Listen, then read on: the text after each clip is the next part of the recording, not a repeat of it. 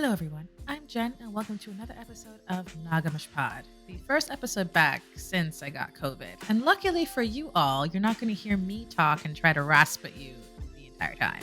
I do have an amazing guest with me, Chaneè Jackson Kendall. She's a friend. She's a member of the polycule that is my life. We do things together. We go together now. Yes, I'm not stealing her from her people. We go together. It's fine. Hey, Chaneè, how you doing? So it's one of those what's understood doesn't have to be explained type situations. Like poly people love to pull that, but I'm not. Y'all know that nothing is understood and everything has to be explained, except for Jen. She's like my exception. So govern That's yourselves right. accordingly. It's like that Paramore song, "You are the only exception, only the exception is me." Thank you. Should I sing? I'm not gonna sing. No, Okay. I don't think we should sing. I don't think anyone needs to hear me trying to sing anymore. I think we're over that on this podcast, to be And honest. neither of us are like fully recovered from COVID, so that would probably sound even more terrible than it normally would.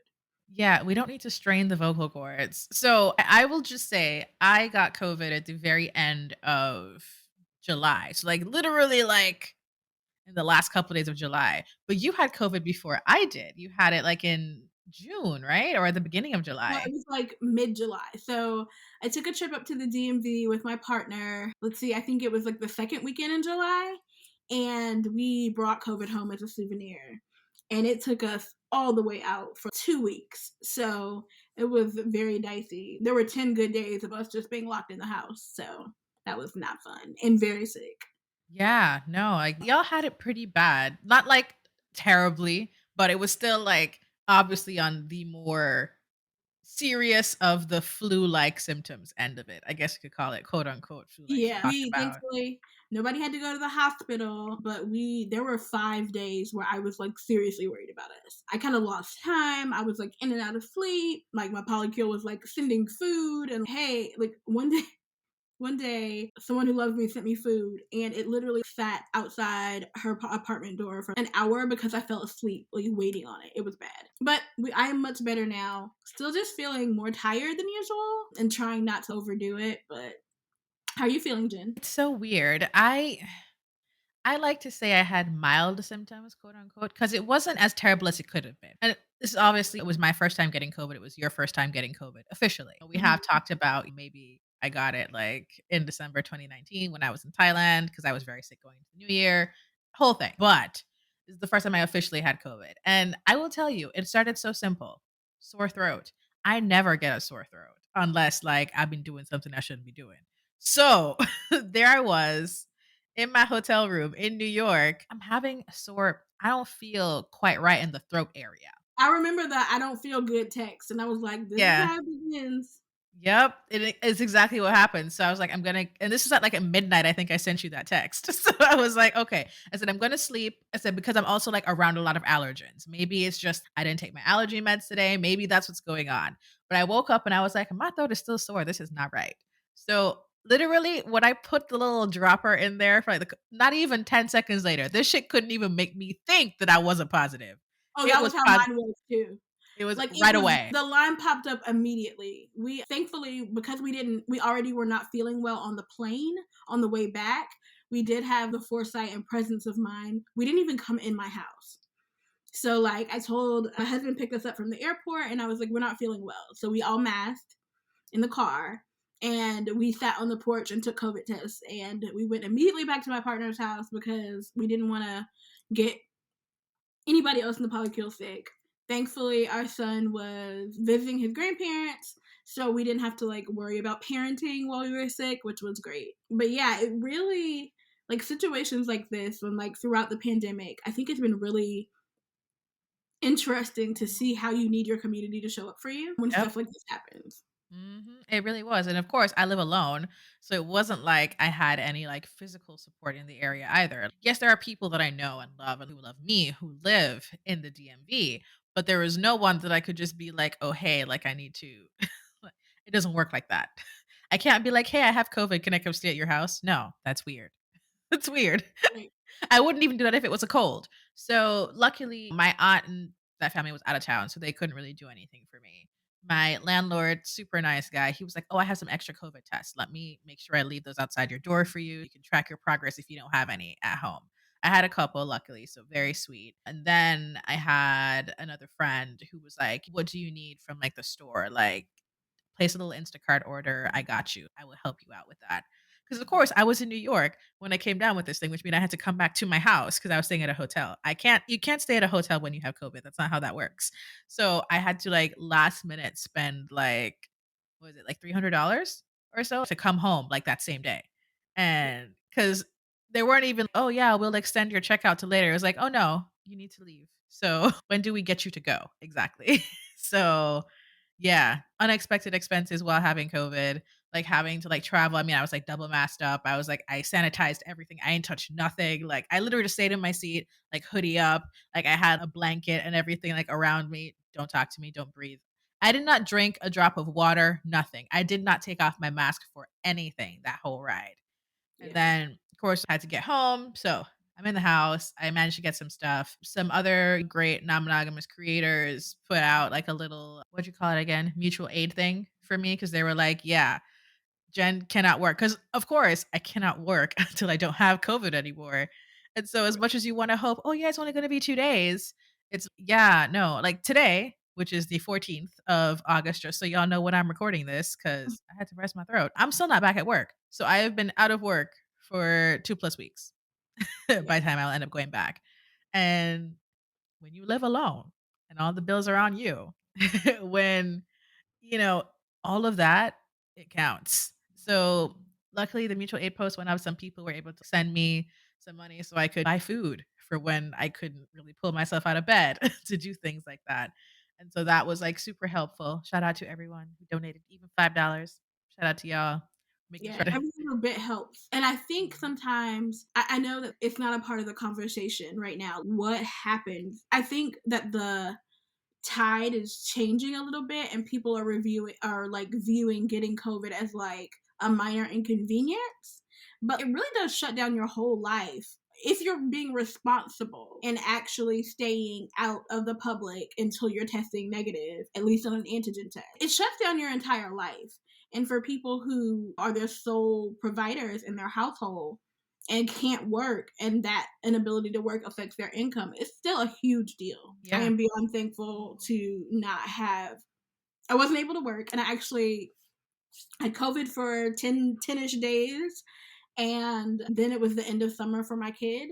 So I actually have been off work for a month. Like I work for myself, obviously, but I like took a break from my clients, and I've not been working for a month as well. Thankfully, still eating, but it does absolutely have an impact on your income. So it's not easy. No, it's not. And the thing is that I wasn't scared of getting COVID because I thought I would die. That was like at the very back of my mind. And this might seem weird, content warning, whatever. But I'm like, I have depression. Sometimes I just don't want to exist. So, like, the idea of dying from COVID was not a terrible thing to me, as horrible as that sounds. Right. No, I And get that's just being real.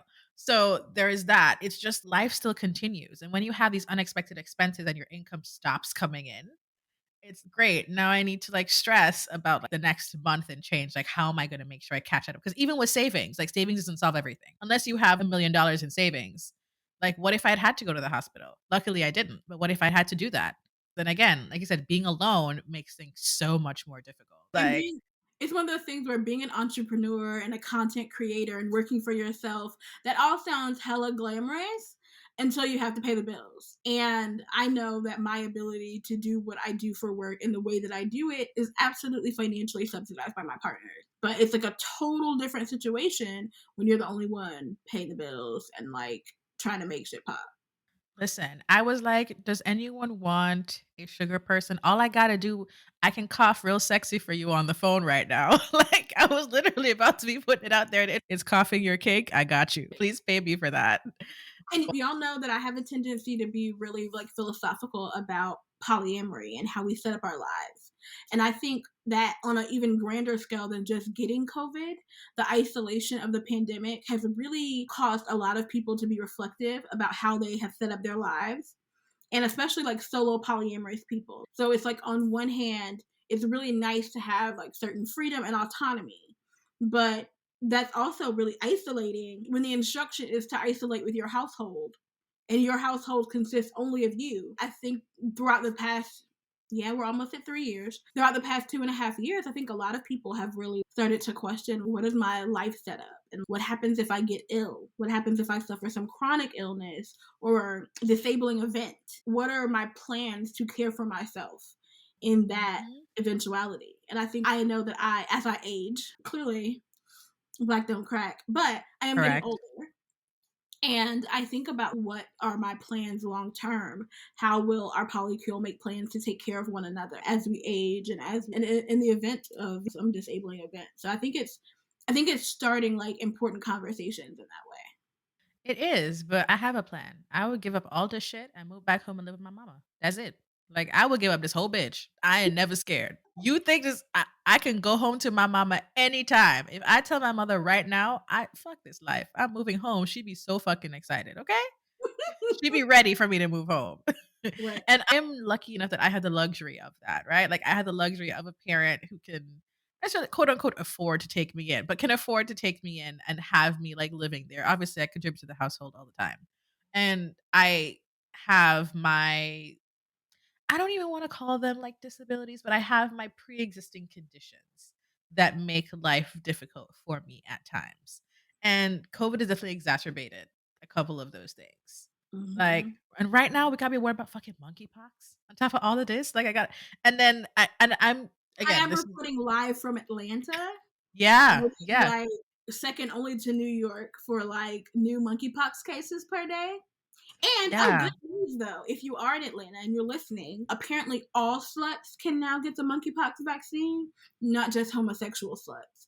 So, like, yeah, really, they're saying like if you've had sex with multiple partners in the past 14 days, you can get they're treating it. That's a whole other episode, but they're treating it like an STI, and I'm afraid we're all gonna die. Okay, yep. guys. There's that. I have not been outside like in shorts since this whole monkeypox thing became a thing. Wearing long sleeves and long pants. And the second I get home, I don't even touch my own body. I just turn that shit inside out on my it's on the floor and I go straight in the shower. COVID was one thing. I have eczema, which again is not like a oh my god, that's so thing, but it's a thing because if you have eczema and you decide to get the monkeypox vaccine, which is really just a smallpox vaccine, there is one of them that you cannot take because it could lead to severe conditions that will lead to your death. Yeah, Can you imagine that? Just having this weird skin thing and they're like, "Actually, sorry babe, you're going to die now because we gave you the wrong one." I actually Hello? I actually have eczema too. And even though you've told me that before, it never clicked before this moment. Great, awesome. Let me just drink some more. Yeah, so that's a whole other part of it. I I mean, don't have another pandemic in me, friend. I I do not. don't. I don't have it. We live through another pandemic all the time, like now and since COVID, men with microphones, that's the real pandemic that's in our lives at the moment. Listen, men with podcasts should be abolished. Like Agreed. honestly, if we even have to lose all the good podcasts, I'm okay. There's enough bad ones that we can just abolish them in general. Monogamous can stay, but like everybody else has to go. And I'm a woman, so it doesn't count. It's fine. It's Correct. fine. You have boob. So I know you have boob. Oh, let me not. Okay. people don't need to know about that part of our lives yet. Like we can All keep right. that one Okay. quiet. Yeah. Good. They know we only put on clothes to record. So yeah, it's just really I'm very concerned with how we're treating COVID. There are people who I know love me, who knew I had COVID, who didn't even so much as send a text to check on me. I don't like that. I don't like that either. And I was not private, but I was private about my COVID journey. And here's the thing. Some people texted you about me having COVID and never sent me a message at all. Isn't that Well, yeah, funny? because I still count that as checking on you. You probably don't, but I do. I count it as checking on you. I don't know. Concern is just nice, like in any direction. And I think that's one of the things that surprised me most, the lack of concern. And Yeah. I don't think I'm trying not to take it personally and instead reflect it as Jen, you're so petty. You cannot. Y'all could not see my face, but I did a you Yeah, know, I take everything personally when it comes to you. You know that. I know. Yo, if someone slightly inconveniences me, Jen is like, yeah, we're not talking to them ever again. And I'm like, but we love them and we've loved them for 30 years. She's like, I don't care. It, The answer is no. yeah, so Never again. I'm trying to look at it as an expose on how people are treating COVID instead of an expose on how people feel about me.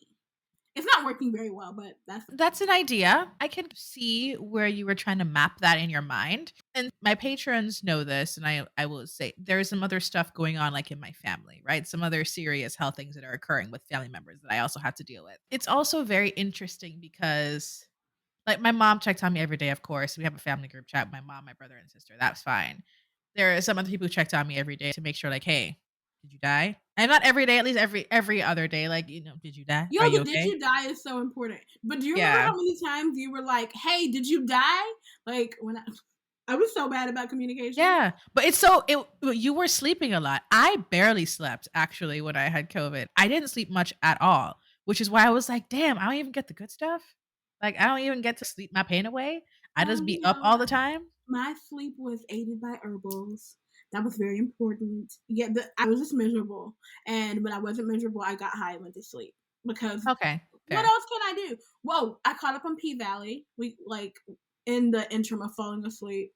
Me and my partner love to watch real weird shit on TV, so we did that a little bit. We watched so much good weird shit. We watched some like Nollywood. I I must tell love you about it. Nollywood. I love Netflix Nollywood. has really good Nollywood stuff. Some of it was ridiculous, but it was like the brain escape you needed when you don't feel good. So there's that. But yeah, I am happy that the community showed up for you. I was like, hey, are you dead? Are you dead? But I'm feeling very apprehensive about going out.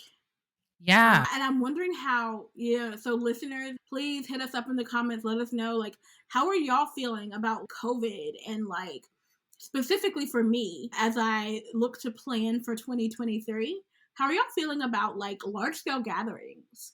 Conferences, even. If you listen to the Monogamish, you will be one of the first to know that I am in the early planning stages for a 2023 conference. And I am trying to figure out what that looks like, right? Yeah. In the age of COVID raging and monkeypox emerging, like, hi guys, what do we? I know everybody's kind of like, are we burnt out on virtual stuff? How do we continue to build community amidst a pandemic? That's something that I'm really Mhm. interested in, like getting feedback on. Really, Yeah, that you would not show up for each other all the time anyway. But I have noticed a serious decline in attendance and even like interest in virtual, even after like the first 6 or so months of COVID, like when it was officially like we're locked down kind of thing. I noticed a lot of people getting back out there in the world. I wasn't, but I noticed some people were doing it, especially like in 2022. I can count on one hand usually who's wearing a mask in any room that I'm in. And sometimes the number is only one and it's me. I've been on aircraft where the crew aren't wearing masks. Passengers, if there's 100 passengers, maybe 5 of them are wearing a mask. It's really, people are out there. They're traveling, they're doing stuff. I don't think there'll be any issues with people trying to come to conferences, is what I'm trying to say. I mean, is it safe to do so? It's safety is a whole other thing. I mean, for 2023, I mean, that's still like 6 months away based on what we're looking at, 6 plus months away. So I have to hope that things will be different then. We have to be positive, right? Right? There's going to be this new booster they're talking about for COVID, that they're going to actually have, these vaccines ready for monkeypox. I was vaccinated against smallpox as a kid, so I'm not as worried about monkeypox as I could be, but I know that there's a booster thing that's available that you got to do. And then there's levels to this. So I like to hope that people have learned something from what we've been going through the past 2.5 years specifically, and that they would be willing to be respectful and Mm-hmm. understanding. People who are in our community. Anyway, let's speak for people Right. who are in our And so community. I think that the what I want to know, if you're listening, this is what I want to know. Hit us up in the comments, hit us up on our social media.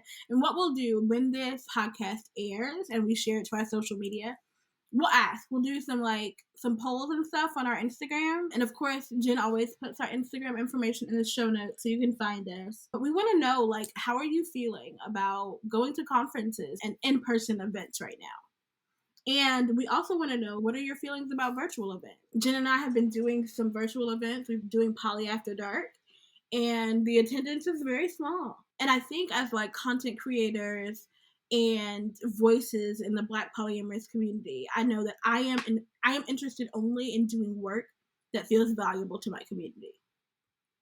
And so I'm interested in knowing what kind of work feels valuable. What kind of information are we looking for? What ways do we want to be building community at this point? Because I think that one of my big focuses have been on building community while it's not safe to gather in person, so that there is still a community to gather when it is safe. Does that make sense? No, it makes sense. But I think the thing that we're missing is that Poly After Dark is a paid event. And I think that plays a huge part in why the attendance is small. Because I remember when PCTA was doing Are Black People Allowed? And the first couple of events, of course, were free. But also, it takes time and money and pro Zoom accounts to have events of that scale. And so once y'all started asking for like small donation, I think it was like what, like $5, $10? It was like it was small to Mm-hmm. start. And And I know, honestly, the first time we didn't even ask for a number. We just said donate. yeah, you just said donate. Like the And people stopped coming. The second you asked for donations, I noticed that people stopped coming. And of course, COVID, we were all watching our finances, etc. I understand why it might not be possible for you to come every week the way that we were doing it and donate every week. But for some of the other people, I was looking at them like, nigga, I know you got it. I know that you have this.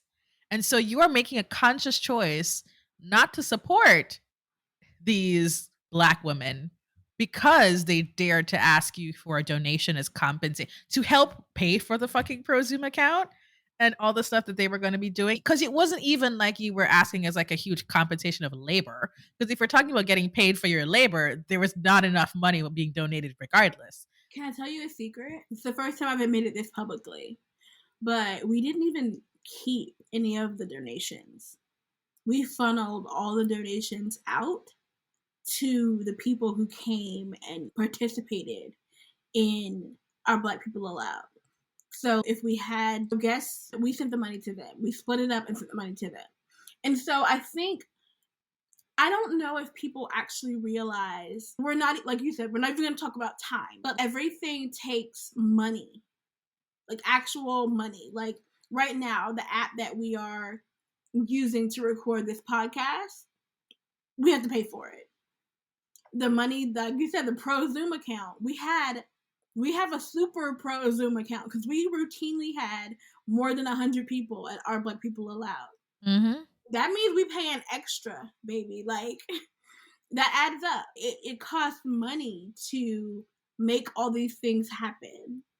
And I think for me personally, like I am blessed and absolutely privileged to have the personal finances to be able to cover those things. But I'm at a point in my life where, although I'm willing to do work for our community and not be appropriately compensated, I'm not willing to pay to work. Mm-hmm. So my events at least have to pay for their own specific costs in order for me to be willing to continue to do this work. That's where I am. Like, let's break even. We're not even going to start talking about profit. But to be clear, I am an expert in this field. I say that intentionally. I am an expert in this field. I'm going to let that sit. Okay? Because I have been living polyamorously for over a decade. Quite fucking successfully. Put some respect on my name. That's where I'm at. I am absolutely at put some respect on my name. Or I am going to happily retreat into suburban housewifery. That's where I am.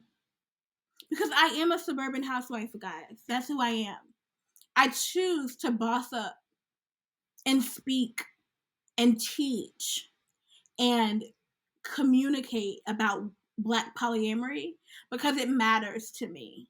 That's my stance. This is a heart work. And so literally what I need is to not have to pay to work. And so I think what's stressing me out and what keeps me awake at night is why my community doesn't value my work. And so that's my stance. I'm wondering, why don't you value your work? Because I know you out here spending $50 on Uber Eats. So why is it when I ask for $10 or $20 to offset the cost of producing the event? And when I say put some respect on my name, keep my glasses back on so you see me and I see you. If you're not watching on YouTube, you should probably go to YouTube and look at my face, because so many of you are currently in relationships that would not exist had you not met that person at an event that the Polycultural Diversity Alliance put on. So many of you have friendships and community spaces that would not exist, literally, without the virtue of the work of me and my team. Why do we not deserve to at least have our costs covered for that? Listen, when we say it keeps you up at night, literally, Chaneè and I texting each other at 2:00 in the morning. What is up with this shit? We're talking about work. It literally will be 2:00 in the morning. So first it's like the why are you still up? And then the like deep philosophical conversations about our work. And then one of my partners is, bitch, if you don't stop texting Jen and go to sleep. And I'm like, oh, I'm sorry. And then I like go back to do not disturb. But all of my do not disturb filters let Jen through. So then it's just off at 3 a.m. But like literally, like I'm very in tune with a capitalistic mindset, whether I agree with it or not. So I know that supply and demand is a thing. And I know that when we offer free events, there's a lot of participation. But ask for a nominal donation and attendance is cut in more than half. So I really want to know why. What is it that you need from events in order to feel like they are worthy of being paid for? What are your thoughts, Jen? I don't know. Like, you know me, I've been struggling with this for a while. We've been doing this podcast since 2019. Sham and I, Jamaican. We wasn't making a lot of money. I wasn't making a lot of money, and we were just struck to get the costs covered, more or less, like we talked about. Even the merch shop doesn't do very well. But again, that's just maybe I don't advertise it well enough. Maybe I'm bad at advertising. I don't know. Even though I mention it every single episode, buy something from the merch shop. I have been having a lot of thoughts about whether or not it is sustainable for me to continue to do the podcast this way. And it's tied into what you were talking about, right? Like the covering costs. Like I'm not an expert in the field the way you are, even though I have been living in this space for a period of time. I'm still shady and private in a lot of different ways, but I have been doing this work publicly for a couple of years, and I have noticed. Let's just backtrack a little bit. Let's Also, not even. I'd like to say publicly, y'all know I'm a professional hood rat. I want to say this because I never say anything behind people's back. I bad talk people to their face. That's part of my professional brand.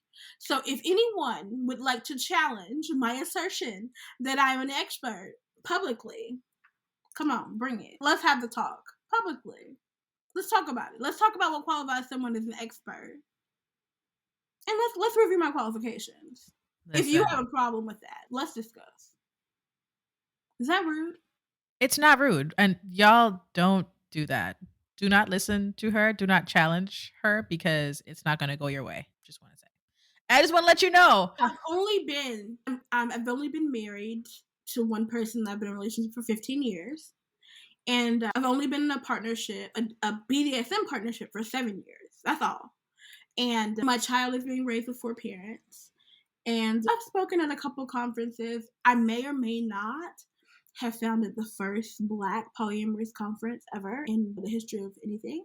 But who's counting? And y'all know what's funny? I don't talk my shit very often. I don't talk my shit. Other people do. But this is a very specific area where if you want to know whether I'm an expert, Google Black polyamory. And tell me how long you have to scroll until you see my face. And so, really, my question is, if you're not paying to hear me talk, who are you paying to hear speak?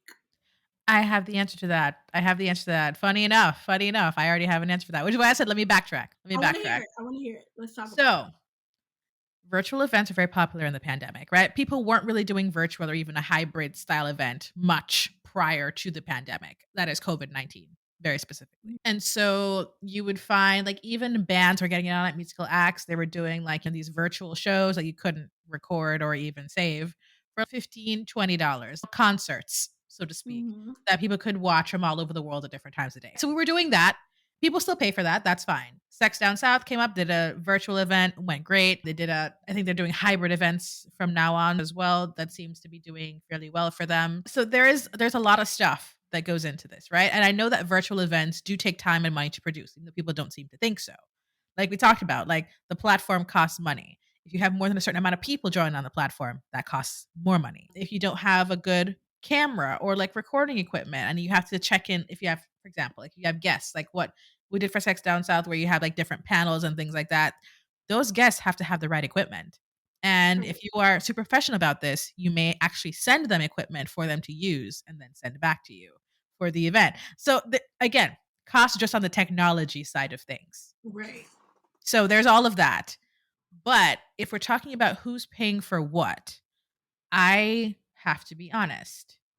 In the non-monogamous space, even and I can niche down a bit more to polyamory, but I'll just say in the non-monogamous space, the people who are making the most money are either one, white, or two, sex-based, or a combination of the two. Or white adjacent Or and white don't know adjacent. anything. And so marketing plays a part in this, right? Like when you think about ketchup, most people think about Heinz ketchup. And that's because of marketing. Same thing, like, when you think about, like, chocolate milk, you're thinking of, like, Nesquik or, like, things like that. A lot of it is branding and marketing. If you have somebody who is very good at the branding, marketing side of things, they do tend to go a bit far, and the pandemic has allowed for some people to become more popular than others based on their marketing strategy and their branding and And let's be honest too, it's not just about marketing. Mhm. It's also about two things. It's about sex and level of depth, right? Because some Yeah, people think that you can accurately depict and discuss complex polyamorous concepts in a 30-second TikTok. and that's not true. That's not true. You can't. Like let's keep it 100. Could my pretty ass get on TikTok and go viral talking about black polyamory? Absolutely. Is that a responsible way to discuss things? Right? Is that short form, funny video with the propensity to go viral? Is that a responsible way to disseminate information about black polyamory? Is that what y'all want? Do y'all want like funny TikToks? Or do we want people who are actually living this life telling you what they've learned as a result of decades of experience? And that's the thing. If you look at the numbers, people want funny TikToks. They don't give a fuck about any of that other stuff. People want funny TikToks. And it's not to say that you can't broach a conversation using a TikTok. You just can't fully discuss the concept. And that's a thing very specifically. And I think Horrible. what's happening for me is I'm Mhm. realizing that people don't want to broach the topics. Yeah, they don't want to People dive don't deeper. want to have an audience. Again, I say, do you want to have the difficult conversations? Do you want to know how we actually make this work? Or do you want me to make jokes about how my Google Calendar looks? Or do you want me to go in depth with the process for how we split up time and how we care for our child and how we maneuver around multiple adult schedules and having multiple partners? Like, I think maybe I've been naive in thinking that people really want to talk about the hard shit. Well, I mean, I've been naive too. I have a whole fucking podcast. So clearly I'm also in the dum dum crew. Like for me, the podcast never been about numbers. And I say numbers in the sense where this podcast is very specifically for non-white people and even more specifically for black people. And if we're talking like even more niche, I'm not even American. I'm Jamaican, born and raised. I haven't even lived in the US for half my fucking life yet. And so all of the topics in which my frame of reference, despite having lived in the US for many years, is still very much Jamaican. I am still culturally Jamaican despite living in America. And Even so though it's been like years and you still haven't taken me home. y'all can't even see my face right now, the face I'm giving. You've seen this face. Anyway, so all of this, right, means that my experience, my conversations, my perspective is still very Jamaican. And I can broaden it in a sense to distill some African American concepts. But even sometimes I gotta message Chaneè and be like, what is me? What do they mean when they say that? I'm like, that No, don't make no sense to me. she's like, what are they talking about? And I'm like, oh yeah, that happens in Black America. And she's like, really? And I was like, yeah, girl, people don't have no home training. Remember that conversation? Yes. And I was like, why? But again, because culturally, I do not fit here. And I understand that. So, this podcast, while it is accessible to everyone, it is most accessible to Black people and even more accessible to Black Caribbean people, English speaking Caribbean people. Y'all, I have said my stance on many a platform, but I will reiterate. I am here for Black polyamorous. That is why I'm here. I am here for the motherfucking culture. If other people benefit from what I have to say, and they should, and they can, and they should donate, and they should pay Mhm. me, great. But I am here to represent for the fact that Black people are out here living, loving, polyamorously, doing it well, and with minimal drama. Like, that is why I am here. That is Yep. why I exist. That is why I founded Black Poly Pride. That is why I founded the Polycultural Diversity Alliance. That is why I do this work. And as long as I exist in this space, I will continue to exist as a Black polyamorous educator. Now, could I make a whole shit ton of money if I shifted my focus? Yes. Yes. We know that. The answer is Absolutely. yes. Am I willing to do that? No. No. I don't care. I don't care to do that. But it is also extremely like disheartening to realize that the culture and community for whom I do this work also won't support me with their coins. Y'all, you hear these things? We have this conversation all the time. Like I said, for me, it's not about the downloads or the plays or any of that stuff. I listen. If I get 10 listens on the episode within the first like couple of hours, I'm like, oh my God, 10 if you listen to it already. That's so sweet of you. The numbers are not usually 10, but like I get excited when I see people actually engaging with the work in this way. And I love every single person who listens to this podcast, not the racists. I don't love them. Because, racists, they be We got listening we to it got races. They want some smoke, sometimes, cause sometimes. cause But, I be having an extra smoke. So like, just send them my way. Let me respond to those emails. Forward. all right, calm down, Gunica. That's not what we're doing today. Okay? Oh, y'all know my Atlanta come out. But, sometimes you get one listener in Burkina Faso, like one listener, like in certain countries where I don't think this podcast could ever reach. And I'll be like, oh my God. And so for me, making this podcast, again, Shanae says heart work. I don't like that term heart work. It makes me think of feelings, and we all know how I feel about feelings. But I love making this podcast. I love having these conversations and looking at things from these perspectives of Black people. And I do have some other people of color on sometimes talk about concepts that are very particular to them that I don't understand. I had Shams on the last episode as a South Asian Muslim person talking about polyamory and his experience in that. I think that's a very valuable conversation to have because obviously more than one fucking religion exists in the world. And culturally, it's a whole different conversation. And so I want to have those conversations as well. But I don't be getting the support. Yes, I get listens and I get plays and I get the weird moments where I'm trying to talk to people on dating apps and they're like, oh my God, I love your podcast. I tell everyone about it. And you can tell they have a preconceived notion of you and I met. No, Jen has stands and groupies, and I just want to be like her when I grow up. It's weird as shit, okay? I go No, into a like Facebook group and I people just want sharing people my to, content. I It's want weird. people to fawn over me the way they fawn over Jen. That's my goal. Don't listen to her. People fawn over her all the time. They'd be like, oh my God, Shanae? Yeah, like we're friends. She has a key to my house. Like we go together. So Don't lie to these people, please. but no, it's very interesting the reaction that I get from some people like I invite to be on the podcast. They're like, "Oh my god, I love your show. I'm nervous to be on the show." Why? I'm just a normal person. If you like people act like I'm like on TV or some shit, like they see me. Right, And but here's the question. If you got fans and groupies, why is the bank account not reflecting such? I don't know. That's what I want to know. I know that obviously there is for people from these quote unquote third world countries, there are financial restraints for them. But the bulk of my listeners are in the US and Canada, like more than 60%, right? Like about solid 70 something percent last I checked are in the US and Canada, with the other 30 scattered all around the world, some parts of Europe, Africa, Asia, the Caribbean, South America, etc. But I do not get financial support from the people who listen to this podcast. And the Patreon is small. It's very small. It's very small. And it How makes many me patrons we talking, Jen? I don't even want it, it's an embarrassing number. I can't even it's less than 10. I'm gonna tell you that. Less than 10.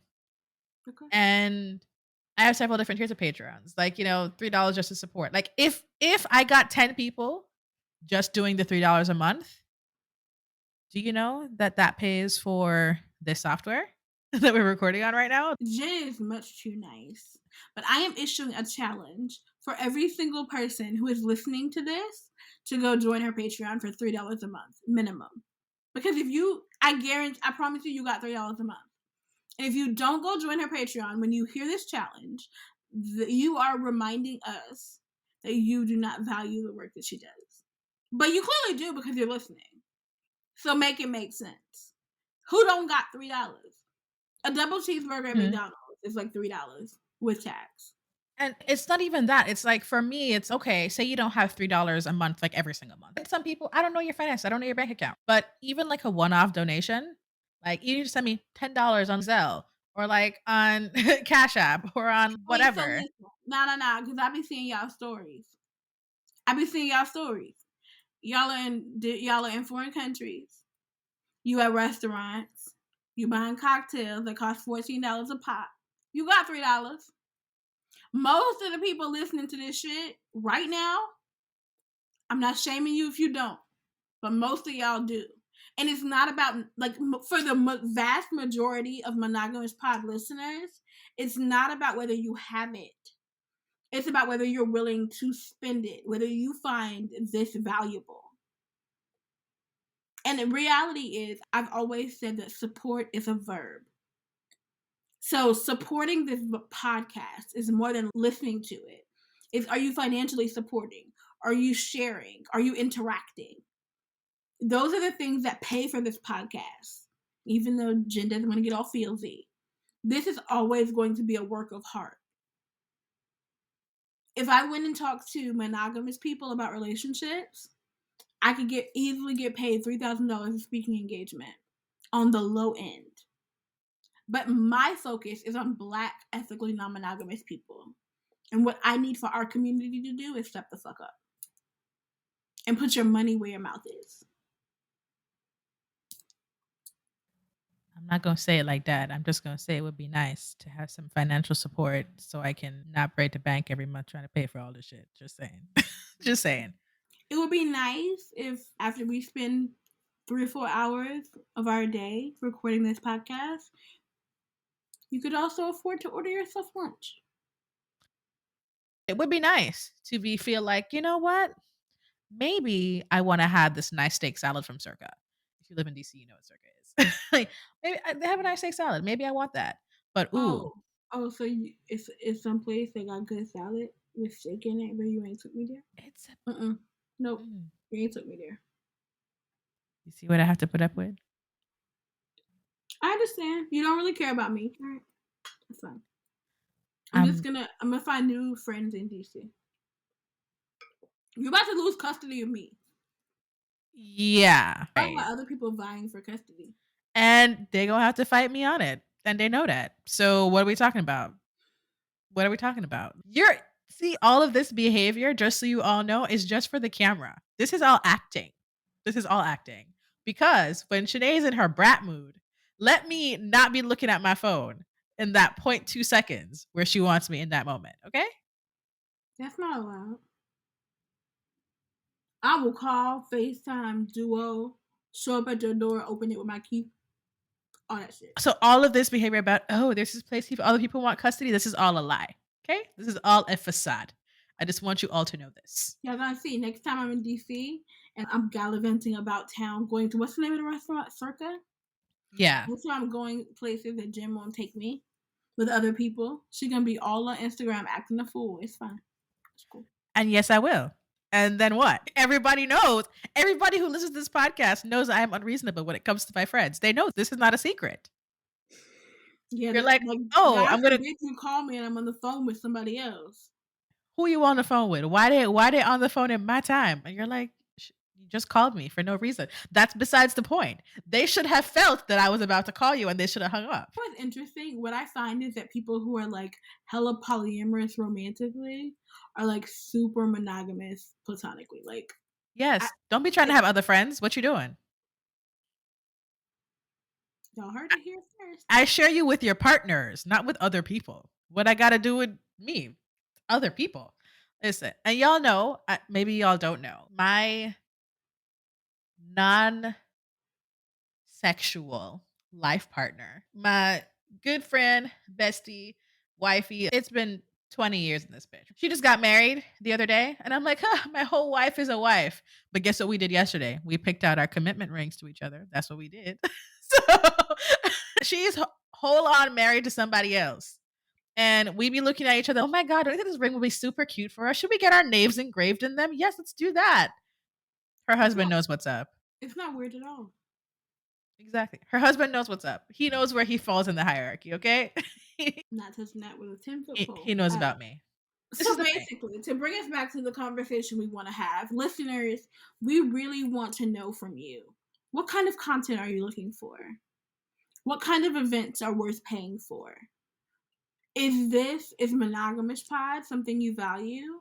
Are virtual events something you value? Are you content to just, because from my perspective, my intent throughout this pandemic has been to maintain community such that when we are able to gather in a large scale again, there is a community to attend that event. And community building and community maintenance is not free. And so I really am interested in hearing what it is that you're wanting from us as non-monogamous content creators. And also, is there something that you're desirous of that we're not providing? Or is it just that you place this type of information entertainment as something that should only be available for free? We really want to know like where your opinion lies, where your heart lies, because there's no point in creating content that nobody wants to consume, right? Yeah. Yeah. There's that. And I've talked to Chaneè about this, and I'll talk to you all. I've thought about putting the entire podcast behind a paywall. But that one listener in a country I don't expect them to be listening in is the reason why I don't do it. So y'all don't even know how much you're hanging on the strength of, oh my God, this one person in Albania listened to my podcast this month. That's so sweet. And I think about, okay, if I lock this podcast behind a paywall, like, yeah, sure, downloads are going to drop, blah, blah, blah, blah. But this is now going to be inaccessible to someone this really holds value to in a place where they may not have anything else like this. And I don't want to pretend as if I'm the only podcast talking about polyamory and non-monogamy, because I'm not. But I am one of the only Black podcasts doing this. And wow, I felt a ball in the pit of my stomach when I said that, because I never usually say that out loud. But Talk I your am shit, I friend. am one of the only ones doing this, and doing it in this way. This podcast is not about sex. It's sex positive, but it's not about sex. It's not about swinging. It's not about quote unquote salacious content, especially with what I've been trying to do for the past, actually, probably since the beginning, let's be honest, is even though there are fun episodes where we talk about like reality TV and romance novels and things like that, the whole point of this podcast is to talk about the real lived experiences of polyamorous people who do not get highlighted enough. And that is usually the Black people. And like I said, there are some other people of color. I bring them in, we talk about stuff, but this is for Black people. I want anyone from any Black person from any walk of life to be able to listen to this podcast if they speak English, because I only speak English and I'm sorry. But I want them to listen to this podcast and be like, "Oh wow, I didn't know there was someone else who maybe not exactly like me, but has the same experiences as me. And this is how they've managed to get through those things. This is how they've navigated those things." I want people to get value from this, which is why I'm very specific about the conversations I have, the questions that I ask. You can ask Chaneè and anyone who's been on the show. When I send them that email, I'm very clear. I'm like, this is what we're talking about. This is the topic at hand. If there's something you don't want to talk about, let me know. I will never mention it. If I bring it up in the conversation and we didn't discuss it previously and you don't want to talk about it, just say, I don't want to talk about it. I'm going to cut it out. There's a lot of things that I am like very specific about and careful with. I don't manipulate the voices. I don't make up like phrases and sentences. I'm very intentional with the editing, with the questions that I ask, just some of the initial meeting and having that conversation, having them on the podcast. And that's work. And that takes time. And that takes money. And that takes energy. And wow, I've just realized how fucking unappreciated I really fucking feel for the shit that I do. And I hate that. I hate that I feel like I have to feel appreciated for this when I really want to be doing this. But do you know how long it takes to fucking record and edit and put out a podcast episode? How many hours do you devote to each episode? So sometimes I can record from 1 to 3 hours of conversation with a person, depending on what we're talking about. If I try to keep the episodes to just over an hour in editing, so I might have to split an episode into two, which means I have to listen through it multiple times to pick the natural point to do that. Ha ha ha. Fun facts, right? The actual editing portion, we'll say for about, I'm doing an hour and 20-minute long episode will take me about 6 hours minimum in the editing process. Let's remember recording, editing. I have to make sure I do the episode artwork. I have to make sure I have the music timed correctly. Everything is in there correctly. Sometimes people that I record with say things that are not fit for air. And so I have to go back over certain things, or they remember something after the fact they wanted to add or take out or whatever. And I try to give not flexibility, but allowances for any small changes, like fact checking, things like that. And then my intro outro, you would think, oh, it's just the same. It's fine. It's stable. Do you not realize every single one is fucking customized to the episode? Every single one's customized to the episode. So then I have to go back and make sure I'm not fucking that up. Does my voice sound good? Is the sound ratio right in my fucking neighborhood? Is my neighbor deciding today's the goddamn day they're going to be drilling and planting fucking tile in their backyard, which happened a couple months ago, by the way. It was very fucking stressful. It takes me minimum 8 hours of work to get an episode out to you. A full day And of work. a whole full day that I could, if I was working, and remember, I used to do this weekly. And yes, I had Sham to help for part of it, but for a lot of it, I was on my own with some stuff. And so I would do this weekly. This doesn't include social media promotion and engagement. This doesn't include any of that other stuff that goes into putting an episode out. Even this doesn't even include picking selects for like bonus clips or any of those other things. This is just the actual recording, editing process. What if it takes fucking forever to export? What if it gets corrupted in the export and I have to go back and do something all over again? This is not accounting for any of that. This is just the in a perfect world. Best case scenario. Best case scenario. And sometimes guests don't send over bios and I have to make that shit up based on what we've talked about. That takes more time. That means I have to listen to everything they've talked about on the episode more than once to be able to piece together a bio that makes sense. Because some people don't got bios that make sense. And I'm sorry, I'm not ashamed to say that. Right? There is so much extra work that goes into that part of it. And some people are just like, oh, you don't have transcripts. It's not very accessible. It also takes fucking time to do the goddamn transcripts. Okay? That's why I'm fucking behind, because it takes time. Because for some reason, they don't understand my fucking accent. And so I'll see jumbles of words and I'm like, what? This don't even make no sense. These don't even go together. And I have to go back and re-listen to all of these episodes and fix these transcripts one bit at a time. Yeah, it's a shit ton of work, guys. And it's work that we choose to do, but we also choose to do it because we feel it is of value to our community. And so this is us doing a temp check to see if the work that we are doing is still of value to you. If there's something else that we can do that would be of more value to you, and what ways you are willing to support this work financially. Was that about sum it up, Jen? Yeah, pretty much. Because it's not just about me. Like I said, it's about all Black polyamorous people putting out content that's worth being consumed. And I'm very specific when I say worth being consumed. Because for me, if we're just talking about Black polyamorous content, I have no issues with things being focused primarily on sex, because sex is a part of all relationships, whether you're having it or not having it, whether you're asexual or allosexual. That means that sex is a part of your dynamic. However, if you talk about wanting to have deep conversation about polyamory, wanting to learn things and wanting to do whatever, and someone's giving you the thing, and you're like, okay, thanks. And they're like, okay, hey, would you mind sending me like a $5 donation so I can help keep making the thing? And you're like, actually, no. But you're still consuming the free shit all the fucking time. What do you think that says to someone doing this work?